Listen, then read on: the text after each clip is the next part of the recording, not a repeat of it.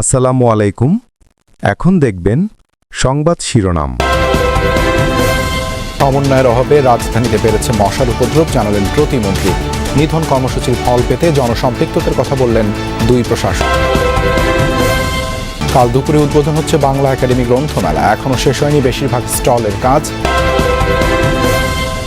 Mob প্রতিরোধে হুঁশিয়ারি DMP. দীর্ঘদিন সমন্বয়ের অভাবে রাজধানীর উত্তর ও দক্ষিণ সিটিতে মশার উপদ্রব বেড়েছে বলে জানিয়েছেন স্বাস্থ্য প্রতিমন্ত্রী এম এ মুহিত। আর স্বাস্থ্যমন্ত্রী জানান, জনগণের সহযোগিতা ছাড়া মশক নিধন সম্ভব নয়। মন্ত্রীর প্রত্যাশা, শিগগিরই মশা নিয়ন্ত্রণে আসবে, কঠোর পদক্ষেপ নেওয়ার কথা জানিয়েছেন দুই সিটির নবনিযুক্ত প্রশাসক।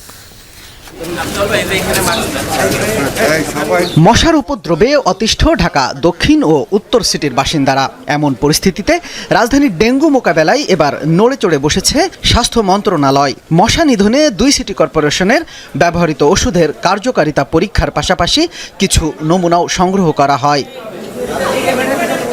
সকালে রাজধানীর ধলপুর ও মিরপুরে ঢাকা দক্ষিণ ও উত্তর সিটি কর্পোরেশনের ডিপো পরিদর্শন করেন স্বাস্থ্যমন্ত্রী ও প্রতিমন্ত্রী। এ সময় স্বাস্থ্যমন্ত্রী বলেন, মশার যন্ত্রণা থেকে নগরবাসীকে স্বস্তি দিতে সরকার কাজ শুরু করেছে।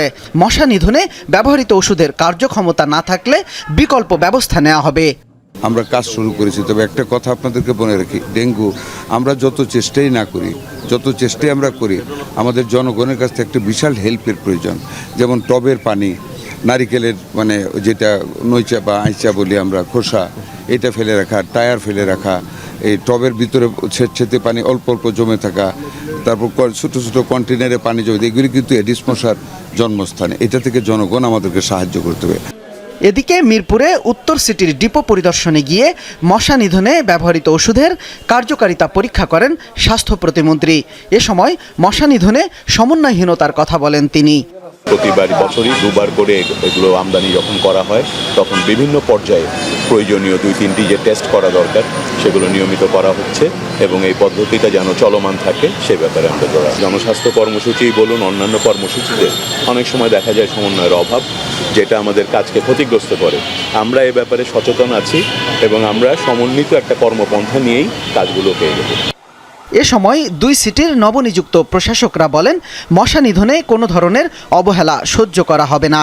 জনগণকে যত দ্রুত সেবাগুলো দেয়া যায় সেটার জন্য আমাদেরকে সচেষ্ট থাকতে হবে।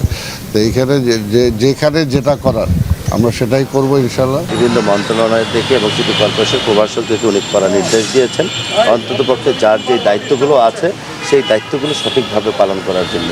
উনি একটা আধুনিক বাসযোগ্য নগর চায় এবং উনি জনগণের কাছে সেটা প্রতিশ্রুতিবদ্ধ। মশা নিয়ন্ত্রণে সিটি কর্পোরেশনের তৎপরতার পাশাপাশি জনগণকে সম্পৃক্ত করা গেলে দ্রুত ফল পাওয়া যাবে বলে মনে করেন দুই প্রশাসক। শিক্ষার্থীদের পড়ার টেবিলে বসতেই হবে, এ নিয়ে কথা বলা থামাতে চান না শিক্ষামন্ত্রী। জানান, মাদক ইফটিজিং বিরোধী পুলিশি অভিযান শুধু তার নির্বাচনী এলাকায় পরিচালনার জন্যই বলেছেন, সারা দেশে নয়। সচিবালয়ে জুনিয়র বৃত্তি পরীক্ষার ফল প্রকাশ নিয়ে ব্রিফিংয়ে এহসানুল হক মিলন বলেন, আদালতের নির্দেশনা মেনে শিক্ষা প্রতিষ্ঠানে বছর বছর ভর্তি ফি নেওয়া যাবে না। যারা ফি নিবে সুনির্দিষ্ট তথ্য পেলে ব্যবস্থা নেবে মন্ত্রণালয়। জুলাই গণ আন্দোলনের অগ্রভাগে নেতৃত্বে ছিলেন ছাত্ররা। পতন হয় আওয়ামী লীগের স্বৈরাচারী সরকারের। এরপর বেশিরভাগ শিক্ষার্থী শিক্ষা প্রতিষ্ঠানে ফিরে গেছেন। তবে অন্তর্বর্তী সরকারের 1.5 বছরে কিছু কিছু শিক্ষার্থীর কর্মকাণ্ড নিয়ে সমালোচনা ছিল। এই অবস্থা থেকে বের হতে শিক্ষামন্ত্রী শিক্ষার্থীদের পড়ার টেবিলে ফিরিয়ে নিতে চান। পড়ার টেবিলে ফেরত আসতে হবে, সেগুলো তো আমরা বরাবরই বলে যাচ্ছি, বরাবরই বলবো এবং এটা করতে হবে। আমরাও বিশ্ববিদ্যালয়ের ছাত্র ছিলাম, আমরা সন্ধ্যার পরে পড়ার টেবিলেই বসতাম। তবে ইফটিজিং ও মাদকের বিরুদ্ধে অভিযান পরিচালনার বিষয়টি শুধু নিজ নির্বাচনী এলাকার জন্যই বলেছেন, জানান মন্ত্রী। 12 তারিখ রাত 12:01 থেকে মাদক বন্ধ হতে হবে, ইফটিজিং বন্ধ হতে হবে, সন্ত্রাস বন্ধ হতে হবে, সারা রাত রাস্তাঘাটে ঘোরাফেরা করা এটা বন্ধ হতে হবে। এটা আমি 1000 বার বলছি, বলে আসছি, চলছে আবার বলা। এটা আমার কচুয়া কেন্দ্রিক। উচ্চ আদালত প্রতি বছর ভর্তি ফি না নেয়ার আদেশ দিয়েছে, কিন্তু অনেক শিক্ষা প্রতিষ্ঠান সেই সিদ্ধান্ত মানছে না। এক্ষেত্রে তথ্য পেলে ব্যবস্থা নেওয়ার সিদ্ধান্ত জানিয়েছেন শিক্ষামন্ত্রী।